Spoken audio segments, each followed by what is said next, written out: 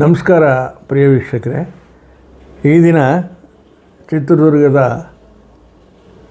ಪಾಳೆಗಾರರ ಇತಿಹಾಸದಲ್ಲಿ ಮರೆಯಾದ ದೊಡ್ಡ ಮದಕರಿ ನಾಯಕರ ಶೀರ್ಷಿಕೆ ಅಡಿಯಲ್ಲಿ ಈ ದಿನ 4ನೇ ಸಂಚಿಕೆಯನ್ನು ಮುಂದುವರಿಸ್ತಾ ಇದ್ದೇನೆ. ರಾಜವೀರ ಮದಕರಿ ನಾಯಕರ ಪಟ್ಟಾಭಿಷೇಕವಾದ ಮೇಲೆ 1754ರಿಂದ 1756ವರೆಗೆ ಗಂಡಿಳಿ ಓಬವ್ವನಾಗತಿ ಚಿತ್ರದುರ್ಗ ಸಂಸ್ಥಾನದ ಅಧಿಕಾರದ ಚುಕ್ಕಾಣಿಯನ್ನು ನೀಡಿದ್ದಾಳೆ. ಯಾಕೆಂದರೆ ಇವರಿನ್ನೂ ದೊಡ್ಡ ಮದಕರಿ ನಾಯಕಿಗೆ 14 ವರ್ಷ, ಇವರಿಗೆ 12 ವರ್ಷ, ಇನ್ನೂ ಅನುಭವ ಸಾಲದು ಅಂತಕ್ಕಂಥ ಉದ್ದೇಶದಿಂದ ಈಕೆ 2 ವರ್ಷ ಆಡಳಿತವನ್ನು ನಡೆಸ್ತಾಳೆ. ದಂಡಿನ ಜಂಪಣ್ಣ ನಾಯಕ ಏನಾದ, ಎಲ್ಲಿ ತೀರ್ಕೊಂಡ ಅಂತಕ್ಕಂಥದ್ದು ಒಂದು ಇತಿಹಾಸದಲ್ಲಿ ನಮಗೆ ದಾಖಲೆಗಳು ಸಿಗಲ್ಲ. ಕೆಲವರು ಹೇಳ್ತಾರೆ ಈಕೆನೇ ಹಿರೇ ಮದಕರಿ ನಾಯಕರಿಗೆ, ಕಸ್ತೂರಿ ರಂಗಪ್ಪ ನಾಯಕರಿಗೆ ಭಾಳ ಆತ್ಮೀಯನಾಗಿದ್ದರಿಂದ ಈಕೆನೇ ವಿಷ ಪ್ರವಾಸನ ಮಾಡಿಸಿದ್ಲು, ಪ್ರಾಸನ ಅಂತ ಹೇಳ್ತಾರೆ. ಯಾವಾಗ ದಂಡಿನ ಜಂಪಣ್ಣ ನಾಯಕರು ಸಂಸ್ಥಾನದಲ್ಲಿ ಕಾಣೆ ಹಾಕ್ತಾರೋ ಅವರ ಮಗ ದೊಡ್ಡೇರಿಯಲ್ಲಿರ್ತಕ್ಕಂಥ ಕಾಟಪ್ಪ ನಾಯಕ ಈ ಗಂಡವ್ವನಾಗ್ತಿಯ ಕ್ರಮಕ್ಕೆ ಹೆದರಿಬಿಡ್ತಾನೆ. ನನ್ನ ಏನು ಮಾಡ್ತಾನೋ, ನನ್ನ ಏನು ಮಾಡ್ತಾಳೋ ಈಕೆ. ಯಾಕೆಂದರೆ ಮಗನನ್ನೇ ದತ್ತು ತಗೊಂಡಿದ್ದು ಅವರು, ಕಸ್ತೂರಿ ರಂಗಪ್ಪ ನಾಯಕರು. ಕಾಟಪ್ಪ ನಾಯಕರ ಮಗನನ್ನೇ ದೊಡ್ಡ ಮದಕರಿ ನಾಯಕರನ್ನ ದತ್ತು ತಗೊಂಡಿದ್ದು. ನಮ್ಮ ತಂದೆಯವ್ರನ್ನ ಈ ರೀತಿ ಕಾಣೆ ಆಗದಿದ್ದಂಗೆ ಮಾಡಿಬಿಟ್ಲು, ನನ್ನೇನು ಮಾಡ್ತಾರೋ ಅಂತಕ್ಕಂಥ ಹೆದರಿಕೆಯಿಂದ ಆತ ಗುತ್ತಿ ಅಂತ ಒಂದು ಸಂಸ್ಥಾನ ಆಂಧ್ರದಲ್ಲಿದೆ, ಅದು ಮರಾಠರ ಮುರಾರಿ ರಾಯ ಅಂತಕ್ಕಂಥವನು ಆಡಳಿತ ನಡೆಸ್ತಾ ಇದ್ದ. ಅಲ್ಲಿ ಓಡೋಗಿಬಿಡ್ತಾನೆ, ದೊಡ್ಡೇರಿ ಬಿಟ್ಬಿಟ್ಟು ಜೀವದ ಭಯದಿಂದ. ಅಲ್ಲಿ ಹೋಗಿ ಅಲ್ಲೇ ಇದ್ದು ಆತ ಗುತ್ತಿಯಲ್ಲೇ ತೀರ್ಕೊಂಡ್ಬಿಡ್ತಾನೆ. ಹೀಗೆ ಅಂಥ ಭಯ ಸ್ವರೂಪಗಳು ಭಾಳ ಈ ಸಂಬಂಧಿಕರಿಗೆ, ರಾಜವಂಶದ ಸಂಬಂಧಿಕರಿಗೆ ಸಿಂಹ ಸ್ವಪ್ನವಾಗಿದ್ದಳು ಅಧಿಕಾರಕ್ಕೋಸ್ಕರ ಅಂತ ಹೇಳ್ತಾರೆ. ಈಕೆ ಎಂತಹ ದ್ವೇಷ ಸಾಧಿಸಿದ್ಲು ಅಂದರೂ ಕೂಡ ದೊಡ್ಡ ಮದಕರಿ ನಾಯಕನ ಮೇಲೆ ಅಲ್ಲಿಗೂ ಈಕೆಗೆ ದ್ವೇಷ ಮುಗಿಯಲ್ಲ. ಗುಡೇಕೋಟೆಯ ಶಿವಪ್ಪ ನಾಯಕರ ಮಗಳು, ಪಟ್ಟದ ರಾಣಿ ಮಗಳು ಪದ್ಮವನಾಗತಿ ಅನ್ನೋಳನ್ನು ರಾಜವೀರ ಮದಕರಿ ನಾಯಕನಿಗೆ ಮದುವೆ ಮಾಡ್ತಾರೆ, ಪಟ್ಟದ ರಾಣಿ ಮಗಳನ್ನು. ಆದರೆ ಅದೇ ದೊಡ್ಡ ಮದಕರಿ ನಾಯಕನಿಗೆ ಶಿವಪ್ಪ ನಾಯಕನ ಉಪಪತ್ನಿಯರಲ್ಲಿ ಬಂಗಾರದವರು ಅಂತ ಕರಿತೀವಿ. ಯಾಕೆಂದರೆ ಈತ ನಿಷ್ಕೃಷ್ಟ, ಈಕೆ ಅವನದೇನು ನನಗಿಷ್ಟ ಇಲ್ಲ ಅವನ ಮೇಲೆ ಅನ್ನೋದ್ರಿಂದ ಅಲ್ಲಿನೂ ಕೂಡ ರಾಜಕಾರಣ ಮಾಡ್ತಾಳೆ.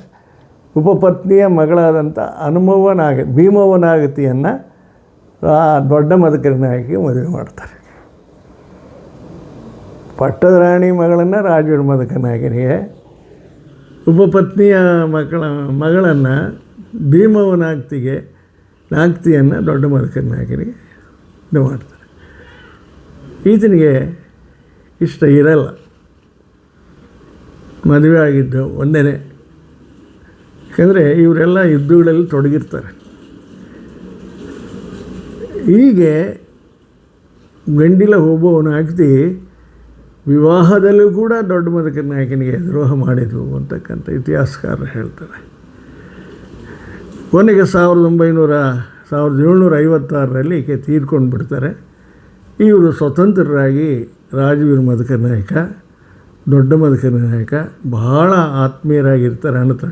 ತಂದೆಗಳು ಬೇರೆ ಆಗಿದ್ದರೂ ಕೂಡ ಇವರು ಬಹಳ ಸ್ವಂತ ಅಣ್ಣ ತಮ್ಮಂದಿರಂತೆ. ತಮ್ಮನಿಗೆ ದೊಡ್ಡ ಮದಕರಿ ನಾಯಕ ಎಲ್ಲ ರೀತಿಯಲ್ಲಿ ಸಹಕಾರ ಕೊಡ್ತಾಯಿದ್ದ. ಪ್ರತಿಯೊಂದು ದರ್ಬಾರಿನಲ್ಲೂ ಕೂಡ ತನ್ನ ಅಣ್ಣನನ್ನು ಪಕ್ಕದಲ್ಲಿ ಕುಂದಿರಿಸ್ಕೊಂಡು ಮಂತ್ರಾಲೋಚನೆಯನ್ನು ಮಾಡಿಕೊಂಡು ರಾಜವೀರ ಮದಕರಿ ನಾಯಕ ತೀರ್ಮಾನಗಳನ್ನು ತಗೊಳ್ತಿದ್ದ ಅಂತಕ್ಕಂಥ ಇತಿಹಾಸ ಪುಟಗಳನ್ನು ನಾವು ನೋಡ್ತೀವಿ. ಹೀಗೆ ಇವರಿಬ್ಬರು ಭಾಳ ವಿಶ್ವಾಸದಿಂದಿದ್ದರು. ಇಬ್ಬರು ಕೂಡ ರಾಜ್ಯ ಸಂಘಟನೆ ಮಾಡ್ತಾರೆ. ಯಾಕೆಂದರೆ ಬರೀ ರಾಜವೀರ ಮದಕರಿ ನಾಯಕ ಒಬ್ಬರ ಕಡೆಯಿಂದಲೇ ಆಗಿಲ್ಲ. ಅಲ್ಲಿರ್ತಕ್ಕಂಥ ದಳವಾಯಿಗಳು, ಸೈನಿಕರು ಇವರೆಲ್ಲರೂ ಕೂಡ ಬಲಿಷ್ಠ ಒಂದು ಚಿತ್ರದುರ್ಗದ ಪಾಳೆಪಟ್ಟನ್ನು ಸುಭದ್ರಪಡಿಸಿದಂತಹ ಕಾಲ ನಮ್ಮ ರಾಜವೀರ ಮದಕರಿ ನಾಯಕರ ಕಾಲ.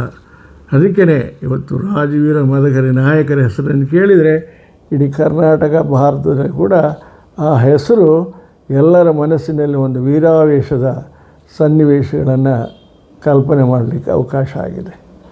ಹೀಗೆ ಇವರಿಬ್ಬರು ಸೇರಿಕೊಂಡು ಸಂಸ್ಥಾನದ ಎಲ್ಲ ದಳವಾಯಿಗಳ ಸಹಕಾರವನ್ನು ಪಡೆದು 1717ರ ಪಟ್ಟಾಭಿಷೇಕ ಆದಮೇಲೆ ಮೊಟ್ಟ ಮೊದಲಿಗೆ ಮೊದಲೇ ಇವರಿಗೆ ಶತ್ರುಗಳಿದ್ರಲ್ಲ, ರಾಯದುರ್ಗದವರು, ಹರಪನಹಳ್ಳಿಯವರು, ಇವರೆಲ್ಲ ಸೇರಿಕೊಂಡು ದುರ್ಗದ ಮೇಲೆ ಯುದ್ಧಕ್ಕೆ ಬರ್ತಾರೆ. ಇವರಿನ್ನ ಸಣ್ಣ ಹುಡುಗರು, ಇವ್ರಿಗೇನು ಗೊತ್ತಿದೆ ಅಂತ. ಆದರೆ ಇವರೆಲ್ಲ ಎಲ್ಲ ಯುದ್ಧ ನಿಪುಣಗಳನ್ನು ಕಲ್ತಿರ್ತಾರೆ.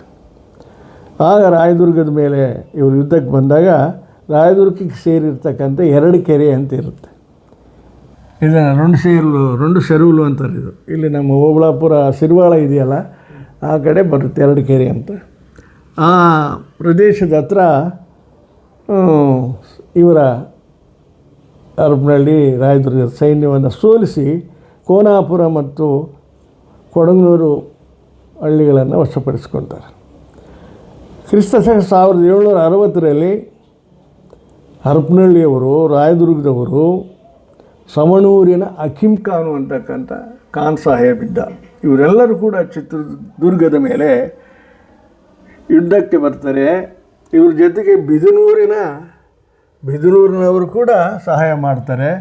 ತೋಲಹಳ್ಳಿ ಎಂಬತಕ್ಕಂಥ ಪ್ರದೇಶದಲ್ಲಿ ಘನಘೋರ ಯುದ್ಧ ಆಗುತ್ತೆ. ಈ ಯುದ್ಧದಲ್ಲಿ ಕೂಡ ನಮ್ಮ ಮದಕರಿಗಳು ಜಯಗಳಿಸ್ತಾರೆ. 1761ರಲ್ಲಿ ತರೀಕೆರೆ, ಜರ್ಮೆಲೆ ಇವನ್ನು ಕೂಡ ವಶಪಡಿಸಿಕೊಂಡ್ರು. ಅಷ್ಟೊತ್ತಿಗಾಗಲೇ ಒಂದು ಕಡೆ ಮರಾಠರು, ಇನ್ನೊಂದು ಕಡೆ ಹೈದರಾಲಿ, ಮೈಸೂರು ಸಂಸ್ಥಾನದ ನವಾಬ್ ಹೈದರಾಲಿ ಖಾನ್, ಅವನು ಮೈಸೂರು ಸಂಸ್ಥಾನವನ್ನು ವಿಸ್ತರಿಸ್ಕೊಂಡು ಬರ್ತಾಯಿರ್ತಾನೆ. ಮರಾಠರು ದಕ್ಷಿಣ ಭಾರತದಲ್ಲಿ ಅವರು ಕೂಡ ಪ್ರಬಲ ಪಾಳೆಪಟ್ಟುಗಳನ್ನು ಕಟ್ಕೊಂಡು ಹೋರಾಟಗಾರರಾಗಿ ಬರ್ತಾರೆ. ಇವರಿಬ್ಬರನ್ನು ಎದುರಿಸ್ತಕ್ಕಂಥ ಪ್ರಸಂಗ ನಮ್ಮ ಮದಕರಿಗಳಿಗೆ ಬರುತ್ತೆ. ಇಲ್ಲಿ ಏನು ಮಾಡ್ತಾನೆ ಮದಕರಿ ನಾಯಕ, ಇಬ್ಬರ ಹತ್ರ ಕೂಡ ಸ್ನೇಹ ಬೆಳೆಸ್ತಾನೆ. ಹೈದರಾಲಿ ಹತ್ರ ಕೂಡ ಸ್ನೇಹ ಬೆಳೆಸ್ತಾನೆ, ಮರಾಠರ ಹತ್ರ ಕೂಡ ಸ್ನೇಹ ಬೆಳೆಸಿ ಒಂದು ರಾಜನೀತಿಯನ್ನು ಈತ ಪಾಲಿಸ್ಕೊಂಡು ಬರ್ತಾನೆ. ಹಾಗಾಗಿ 1763ರಲ್ಲಿ ಹೈದರಾಲಿ ಪರವಾಗಿ ಬಿದನೂರಿನ ಯುದ್ಧದಲ್ಲಿ ಆ ಬಿದನೂರನ್ನು ಹೈದರಾಲಿಗೆ ಗೆದ್ದುಕೊಟ್ಟ.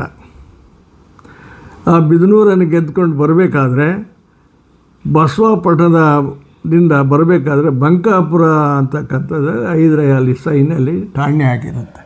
ಆ ಬಂಕಾಪುರವನ್ನು ಕೂಡ ಹೈದರಾಲಿಗೆ ಚಿತ್ರದುರ್ಗ ರಾಜರು ಗೆದ್ದು ಕೊಡ್ತಾರೆ. ಹೀಗೆ 1764ರಲ್ಲಿ ಹೈದರಾಲಿಗೆ ಮರಾಠರ ವಿರುದ್ಧ ಸಹಾಯ ಮಾಡಿ ಮರಾಠರ ಪ್ರದೇಶಗಳನ್ನು ಗೆದ್ದು ಕೊಡ್ತಾರೆ.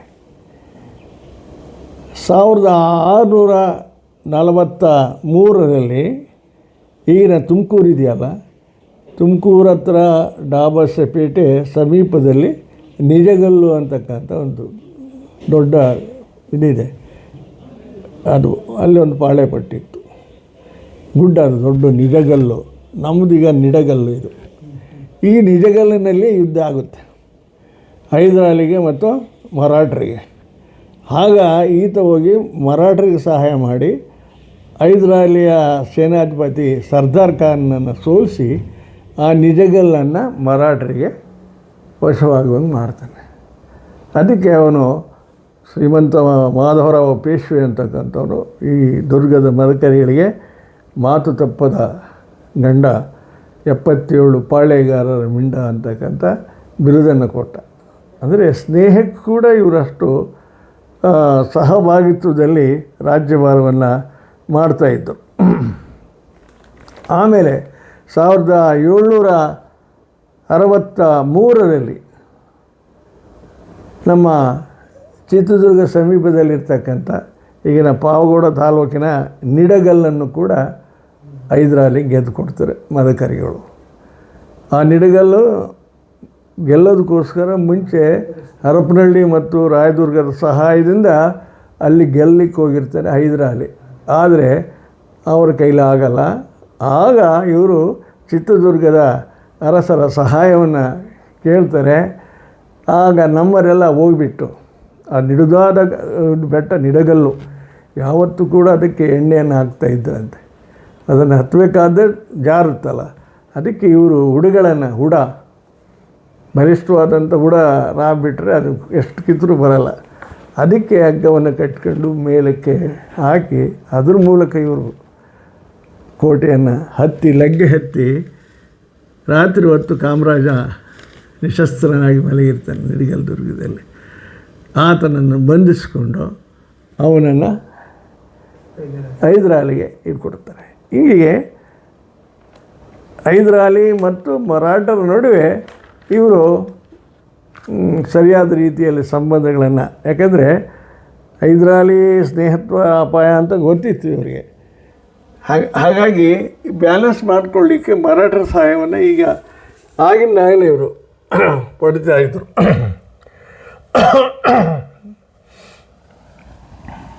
ಹೈದರಾಲಿಗೆ ಸೇರಿದಂಥ ಬಾಣವರ, ಸಾವನದುರ್ಗ, ನುಗ್ಗೇಹಳ್ಳಿ, ಉತ್ತರಿ ದುರ್ಗ, ತುರುವೇಕೆರೆ, ದೇವರಾಯನದುರ್ಗ, ದಾರಿನಾಯಕನಪಾಳ್ಯ, ಚಿಕ್ಕಬಳ್ಳಾಪುರಕ್ಕೆ ಠಾಣೆ ಹಾಕಿ ಮರಾಠರಿಗೆ ಇವನು ಅವೆಲ್ಲ ಬಿಡಿಸ್ಕೊಟ್ಟ ಮದಕರಿ ನಾಯಕರು.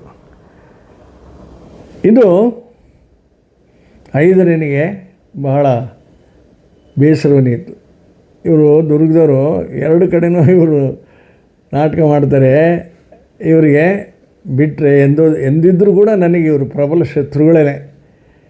ಯಾರು? ಚಿತ್ರದುರ್ಗದ ಮದಕರಿ ನಾಯಕರು ಪ್ರಬಲನಾಗಿ ಮರಾಠಿಯವರಿಗೆ ಸಹಾಯ ಮಾಡ್ತಾರೆ ಅಂದರೆ ನನ್ನ ಎದುರು ಹಾಕ್ಕೊಂಡು ಈ ಮರಾಠಿಯವರು ಮದಕರಿ ನಾಯಕ ಸೇರಿಕೊಂಡ್ರೆ ನನ್ನ ಸಾಮ್ರಾಜ್ಯದ ವಿಸ್ತರಣೆಗೆ ಯಾವತ್ತಿದ್ದರೂ ಕೂಡ ಅಪಾಯ ಅಂತ ಹೈದರಾಲಿ ಭಾವಿಸಿದ್ದ. ಒಂದು ಕಣ್ಣಿದ್ದೇ ಇತ್ತು ಯಾರ ಮೇಲೆ? ಮದಕರಿ ನಾಯಕನ ಮೇಲೆ. ಈ ಪ್ರಬಲವಾದಂಥ ಪಾಳೆಪಟ್ಟನ್ನು ಸೋಲಿಸಬೇಕು, ಇವರು ಪ್ರಭುರು ಅಂತಕ್ಕಂಥ ಸಮಯವನ್ನು ಕಾಯ್ತಾ ಇದ್ದ. ಅದಕ್ಕೆ 1767ರಲ್ಲಿ ಮೊದಲನೇ ಸಾರಿ ಅವನು ಚಿತ್ರದುರ್ಗದ ಮೇಲೆ ದಾಳಿಗೆ ಬರ್ತಾನೆ ಹೈದರಾಲಿ.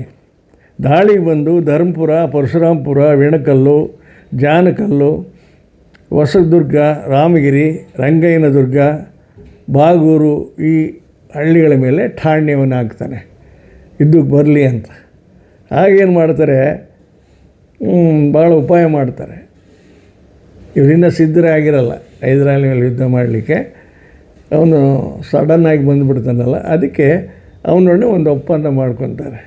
2.5 ಲಕ್ಷ ವರಹಗಳನ್ನು ಕೊಡೋದ್ರ ಮೂಲಕ ಅವನಿಗೆ ಅಲ್ಲಿ ವಾಪಸ್ ಕಳಿಸ್ತಾರೆ. ಆ ದಾಳಿಯಿಂದ ಅವನು ಈ ಊರುಗಳನ್ನು ಮದಕರಿ ನಾಯಕರಿಗೆ ಕೊಟ್ಟು ಅವನು ಪುನಃ ವಾಪಸ್ಸಾದ ಅಂತ. ಆದರೂ ಕೂಡ ದುರ್ಗದ ಒಂದು ಅಭಿವೃದ್ಧಿ, ಆ ಕೋಟೆ ಬಹಳ ಮರ್ದಿನಿಯಾಗಿತ್ತು. ಕೋಟೆ ಅಷ್ಟು ಸುಲಭವಾಗಿ ದುರ್ಗದ ಪಾಳೆಗಾರನ ಕೋಟೆಯಲ್ಲಿ ಗೆಲ್ಲಕ್ಕಾಗಲ್ಲ ಅಂತ ಅವನಿಗೂ ಗೊತ್ತಿತ್ತು. ಸಮಯವನ್ನು ಕಾಯ್ತಾ ಇದ್ದ. ಹೀಗೆ ಇವರು ಕೂಡ ಹೈದರಾಲಿಯಿಂದ ನಮಗೆಂದಿದ್ದರೂ ಕೂಡ ತೊಂದರೆ ಇತ್ತು. ನೋಡಿ, ಇಲ್ಲಿ ರಾಯದುರ್ಗದವರು, ಹರಪನಹಳ್ಳಿಯವರು, ಸವಣೂರರು, ಬಿದನೂರಿನವರು ಇವರೆಲ್ಲ ಕೂಡ ನಿರಂತರವಾಗಿ ಶತ್ರುಗಳು ದುರ್ಗದ ಪಾಳೆಗಾರರಿಗೆ. ಮರಾಠರನ್ನು ಬಿಟ್ಟರೆ ಇವ್ರಿಗೆ ಸಹಾಯ ಮಾಡೋರು ಯಾರಿಲ್ಲ, ಅಂಥ ಪ್ರಬಲವಾದ ಸೈನ್ಯವನ್ನು ಇಟ್ಕೊಂಡು. ಇಂತಹ ಒಂದು ಪರಿಸ್ಥಿತಿಯಲ್ಲಿ ರಾಜಕೀಯ ಸ್ಥಿರತೆ ಇತ್ತು. ಇವರು ಬಲಿಷ್ಠವಾದಂಥ ಸೈನ್ಯ ಸೇರಿಸಿದ್ರು. ಫಿರಂಗಿಗಳಿದ್ದು, ಎಲ್ಲ ನೂತನ ರೀತಿಯ ಬಂದೂಕುಗಳಿದ್ದು, ಎಲ್ಲ ಸಶಸ್ತ್ರಾಸ್ತ್ರಗಳನ್ನು ಇವರು ಯಾವಾಗಲೂ ಶೇಖರಣೆ ಮಾಡ್ಕೊಂಡಿರ್ತಾಯಿದ್ರು.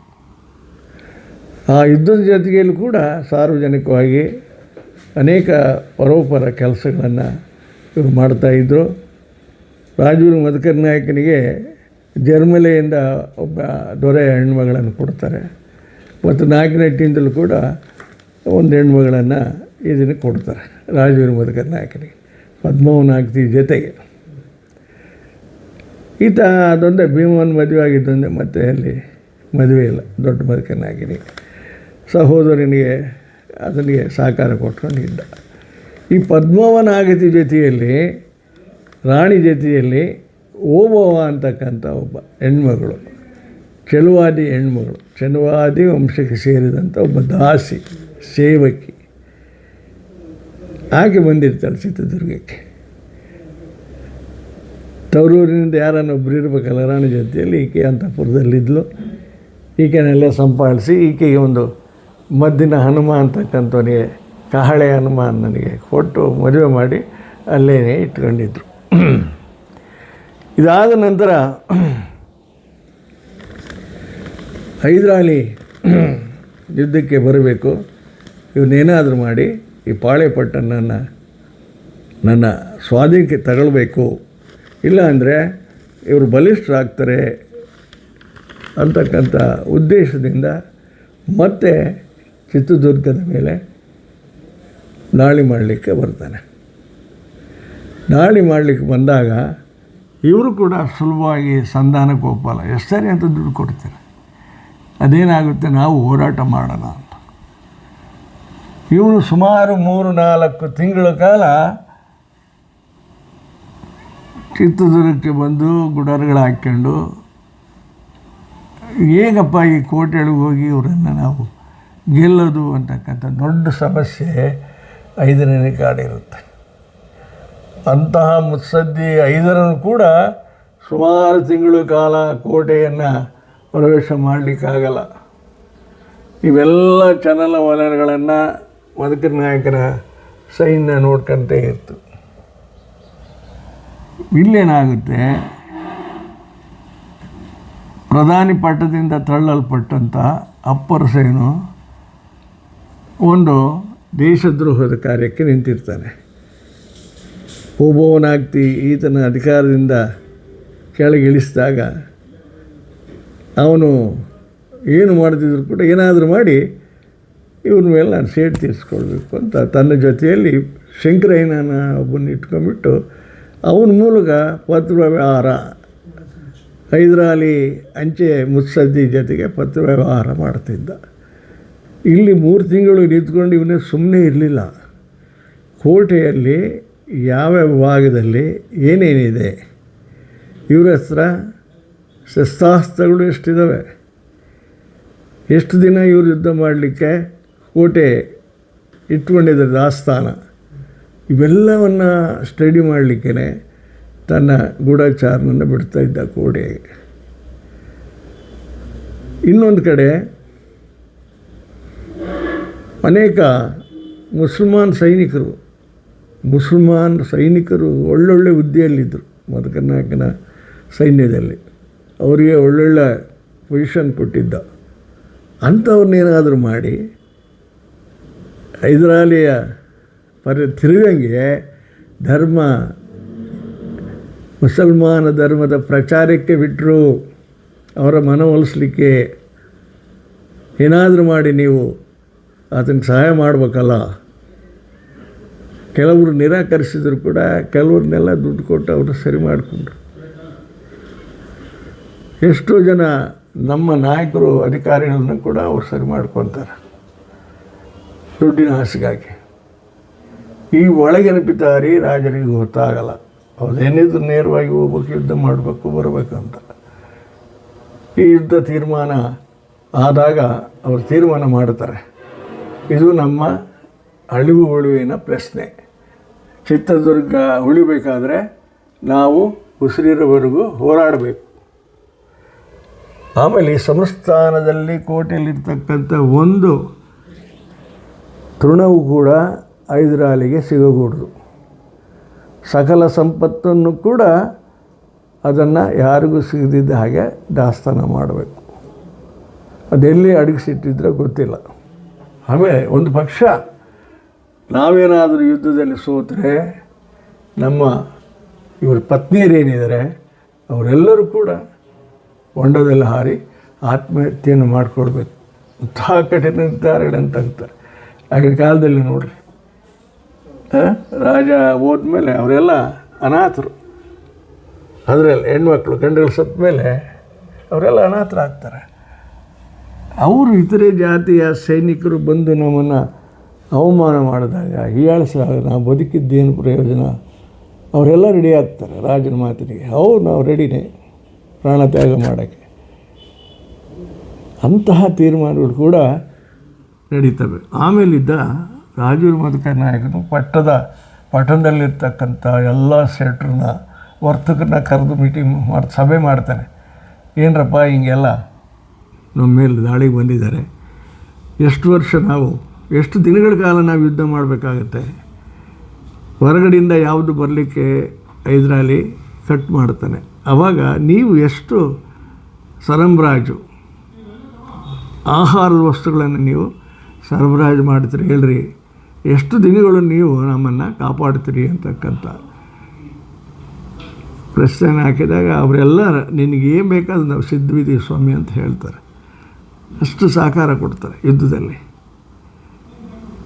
ಕೊನೆಗೆ ಏನಾಗುತ್ತೆ, ಹಿಂಗೆ ಕೋಟೆಯಲ್ಲಿರ್ತಕ್ಕಂಥ ಸೈನಿಕರ ಮನವನ್ನು ಹೊಲಿಸೋದು, ಅದರಲ್ಲಿ ಮುಸಲ್ಮಾನರು ಎಲ್ಲೆಲ್ಲೋ ಪ್ರಯತ್ನ ಮಾಡಿದರೂ ಒಳಗಡೆ ಕೋಟೆ ಒಳಗೆ ಹೋಗಲಿಕ್ಕೆ ದಾರಿ ಸಿಗೋದಿಲ್ಲ. ಎಷ್ಟೋ ತಿಂಗಳು ಹುಡುಕ್ತಾರೆ. ಆವಾಗ ಯಾರೋ ಒಬ್ಬನು ಹಾಲು ತಗೊಂಡು ಹೋಗೋದು ಸೀನಿಯರ್ ಹೊಡೆದ ಆಚೆ ಒಂದು ಕಲ್ಲಿನಿಂದ ಮೊರೆ ಹಾಕ್ತಾನೆ. ಅದನ್ನು ಇವರು ಫಾಲೋ ಮಾಡ್ತಾರೆ. ಈ ಕಳ್ಳಗಿಂಡಿಯಲ್ಲಿ ನಾವು ಒಳಗಡೆ ನುಸುಟ್ಕೊಂಡು ಹೋಗ್ಬೋದು ಅಂತ. ಆಮೇಲೆ ಇಲ್ಲೇನು ಮಾಡ್ತಾರೆ, ಈಗ ಚಿತ್ರದುರ್ಗದಲ್ಲಿರ್ತಕ್ಕಂತಹ ಬಡ ಮಕಾನ್ ಅಂತ ನೀವು ಹೆಸರು ಕೇಳಿದ್ರೆ, ಬಡ ಮಕಾನು ಅಂತ ಅದೊಂದು ದರ್ಗಾ. ನಮ್ಮ ಮಕ್ಕಳಿಗೆ ಏನಾದರೂ ಚೆನ್ನಾಗಿಲ್ದಿದ್ರೆ ಅಲ್ಲಿ ಹೋಗಿ ಚೀಟಿ ಬರ್ಸ್ಕೊಂಬರ್ತೀವಿ. ಆ ಬಡ ಮಕಾನನ್ನು ಹಜರತ್ ಸೈಯದ್ ಅಹಮದ್ ಶಾ ವಲಿ ಅಂತಕ್ಕಂಥ ಒಬ್ಬ ಗುರು ಅವನು ಕರೆಸ್ತಾನೆ ಹೈದರಾಲಿ. ನೋಡಯ್ಯ, ನೀನು ಮಧುಕರ್ ನಾಯಕನ ಸೈನಿಕದಲ್ಲಿರ್ತಕ್ಕಂಥ ಮುಸಲ್ಮಾನ್ ಸೈನಿಕರಿಗೆಲ್ಲ ನೀನು ಬೋಧನೆ ಮಾಡಿ ಅವನ್ನ ಪರಿವರ್ತನೆ ಮಾಡಿದರೆ ನಿನಗೊಂದು ಒಳ್ಳೆಯ ದರ್ಗವನ್ನು ನಿನಗೆ ಮಾಡಿಕೊಡ್ತೀವಿ ಅಂತ ಆಸೆ ತೋರಿಸ್ತಾರೆ. ಶಾವಲಿಗೆ ಒಪ್ಪಂತೆ ನಾವು ಸರಿ. ಏನು ಮಾಡ್ತಾರೆ, ಮೊಹರಂ ಹಬ್ಬ ಬರುತ್ತೆ. ಮೊಹರಂ ಹಬ್ಬ ಬಂದಾಗ ಪದ್ಧತಿ ಪ್ರಕಾರ ಪೀರ್ಲ ದೇವರನ್ನು ಒಳಗೆ ತಗೊಂಡು ಹೋಗ್ತಾರೆ, ಕೆರೆಗೆ ತಗೊಂಡು ಹೋಗ್ತಾರೆ. ಕೊನೆಯ ದಿನ 7 ದಿನ ಸರ್ಗಸ್ಥ ಆದಮೇಲೆ, ಕೆಂಡ ಆದಮೇಲೆ ಅವನ್ನ ವಿಗ್ರಹಗಳನ್ನು ತೆಗೆದುಕೊಂಡು ಹೋಗಿ ಅಲ್ಲಿ ಕೆರೆಯಲ್ಲಿ ಎಲ್ಲ ತೊಳ್ಕೊಂಡು ಅವನ್ನ ಪೆಟ್ಟಿಗೆಯಲ್ಲಿ ಇಟ್ಕೊಂಡು ಬರ್ತಕ್ಕಂಥ ಒಂದು ಸಂಪ್ರದಾಯ. ಇದು ಪ್ಲ್ಯಾನ್ ಮಾಡ್ತಾರೆ. ಈಗ ರಾಜ ಸರ್ವಧರ್ಮಕ್ಕೂ ಅವನು ಸಹಕಾರ ಕೊಟ್ಟನು. ಅವ್ರ ಧರ್ಮದ ಆಚರಣೆ ಮಾಡ್ಕೊತಾರೆ ಬಿಡು ಅಂತ ಉದಾಸೀನ ಮಾಡ್ತಾರೆ. ಆ ಪೀರ್ಲ ದೇವರ ಜೊತೆಯಲ್ಲಿ ಅನೇಕ ಮುಸಲ್ಮಾನರು ಹೊರಗಡೆ ಹೋಗ್ತಾರೆ. ಆ ದೇವರು ಎಲ್ಲ ತೊಳ್ಕೊಂಡು ವಾಪಸ್ ಬರಬೇಕಾದ್ರೆ ಸುಮಾರು ಜನ ಹೈದರಾಲಿ ಸೈನಿಕರು ಮಾರುವೇಷ ತಗೊಂಡು ಒಳಗಡೆ ಹೋಗ್ತಾರೆ. ಇಂತಹ ಒಂದು ಭಯಂಕರ ಕಪಟತನದ ಒಂದು ವ್ಯೂಹ ಹೈದರಾಲಿ ಏನಾದರೂ ಮಾಡಿ ಇವರನ್ನು ಸೋಲಿಸಲೇಬೇಕು ಅಂತಕ್ಕಂಥ ಎಲ್ಲ ಯೋಜನೆಗಳನ್ನು ಇವನು, ಯಾಕಂದರೆ ಎದುರಿಗೆ ಯುದ್ಧ ಮಾಡೋಕ್ಕೆ ಇವನ ಕೈಲಾಗಲ್ಲ, ಅಷ್ಟು ಬಲಿಷ್ಠರು ನಮ್ಮ ರಾಜರು. ಅವರೆಲ್ಲ ಹೋದರು. ಇನ್ನು ಆ ಕಳ್ಳಗಂಡಿಯ ಮೂಲಕ ಸೈನಿಕರು ಬರೋದು, ಅಲ್ಲಿ ಗಡಿ ಕಾಯ್ತಿದ್ದಂಥ ಕಾಳೆ ಹನುಮ ಈ ಅಮ್ಮ ಒನಕೆ ಓಬವ್ವ ಊಟ ತಗೊಂಬರೋದು. ಆ ನೀರಿಗೋಸ್ಕರ ಅಲ್ಲಿ ಹೊಂಡಕ್ಕೆ, ಅಕ್ಕ ತಂಗಿಯರ ಹೊಂಡ ಅಲ್ಲೇ ಇದೆ, ಅಲ್ಲಿಗೆ ಹೋದಾಗ ಶಬ್ದ ಆಗುತ್ತೆ, ಗುಸು ಗುಸು ಶಬ್ದ, ಮಾತಾಡ್ಕೊಂಬರೋದು. ಅದು ಕಳ್ಳಗಂಡಿಯಲ್ಲಿ ನೋಡಿದಾಗ ಸೈನಿಕರು ಅಲ್ಲಿ ನುಚ್ಚಿಟ್ಕೊಂಡು ಬರ್ತಿರ್ತಾರಲ್ಲ, ಇಲ್ಲಿ ನೋಡಿದ್ರೆ ಗಂಡ ಊಟ ಮಾಡ್ತಿರ್ತಾರೆ. ಆಗ ಅನಿವಾರ್ಯ ಹೀಗೆ ಯಾರಿಗೂ ತಿಳಿಸೋಕ್ಕಲ್ಲಿ ಅವಕಾಶ ಇರಲ್ಲ. ಮನೆಯಲ್ಲಿರ್ತಕ್ಕಂಥ ಒನಕೆಯನ್ನು ಆಯುಧವನ್ನಾಗಿ ಇಟ್ಕೊಂಡ್ಬಿಟ್ಟು ಬರ್ತಕ್ಕಂಥ ಹೈದರಾಲಿಯ ಸೈನಿಕರನ್ನು ತಲೆ ಚೆಚ್ಚಿದಳು. ಆ ಪ್ರದೇಶಕ್ಕೆ ಒನಕೆಯ ಕಿಂಡಿ ಅಂತ ಕರೀತಾರೆ. ಈ ಓಬವ್ವನ ದಾಖಲೆಗಳು ಚಿತ್ರದುರ್ಗದ ಇತಿಹಾಸದಲ್ಲಿ ಲಭ್ಯವಿಲ್ಲ, ಆದರೆ ಜಾನಪದವಾಗಿದೆ. ಅದನ್ನು ನಾವು ಒಪ್ಕೊಳ್ಳೇಬೇಕು. ಆಗ ಸೈನ್ಯ ಒಳಗೆ ನುಗ್ಗಬೇಕಾದ್ರೆ ಇವನು ಊಟ ಮಾಡ್ಕೊಂಡು ಎಲ್ಲಿ ಓದಲಿಕ್ಕೆ ಬಂದಿಲ್ಲ ಅಂತ ನೋಡಿದಾಗ ಹೀಗೆ ರಣಭಯಂಕರವಾಗಿ ಶತ್ರುಗಳನ್ನು ತಲೆಗಳನ್ನು ಚಚ್ಚಬೇಕಾದ್ರೆ ಎದುರು ಬಿಟ್ಟು ರಣಕಹಳೆಯನ್ನು ಓದ್ತಾರೆ. ಆಗ ನಮ್ಮ ಸೈನ್ಯ ಅಲ್ಲಿ ಓಡಿ ಬಂದಾಗ ಅಲ್ಲಿ ಯಾರೋ ಒಬ್ಬ ಮುಸಲ್ಮಾನ್ ಸೈನಿಕ ಈಕೆಯನ್ನು ಕೊಂದುಬಿಡ್ತಾನೆ. ಕೊಂದು ಆಕೆ ಅಲ್ಲೇ ಹಸುನಿಗ್ತಾಳೆ. ಇದು ರಾಣಿಗಳಿಗೆ ಗೊತ್ತಾಗುತ್ತೆ. ಬಂದುಬಿಟ್ಟು ಆಕೆನ ಶೌರ್ಯವನ್ನು ಮೆಚ್ಚಿಕೊಂಡು ನೀನು ವೀರವನಿಕೆ ಓಬವ್ವ ಕಣಮ್ಮ ಅಂತ ಆಕೆನ ಮೆಚ್ಕೊತಾರೆ. ಆ ಸನ್ನಿವೇಶ ಭಾಳ ವಿಚಿತ್ರವಾಗಿ ಮತ್ತು ಪರಾಕ್ರಮವಾಗಿ ಇತಿಹಾಸಗಳಲ್ಲಿ ಇವತ್ತು ಜಾನಪದವಾಗಿ ಸೇರಿ ಆಕೆಗೆ ಅಗಸನಕಲ್ಲು ಅಂತಕ್ಕಂಥ ಗ್ರಾಮವನ್ನು ಅವ್ರ ಕುಟುಂಬಕ್ಕೆ ಬಳುವಳಿಯಾಗಿ ಕೊಡ್ತಾರೆ. ಹೀಗೆ ಯುದ್ಧ ಹೈದರ್ ಮತ್ತು ಮದಕರಿ ನಾಯಕರ ಯುದ್ಧ ಪ್ರಾರಂಭವಾಗುತ್ತೆ.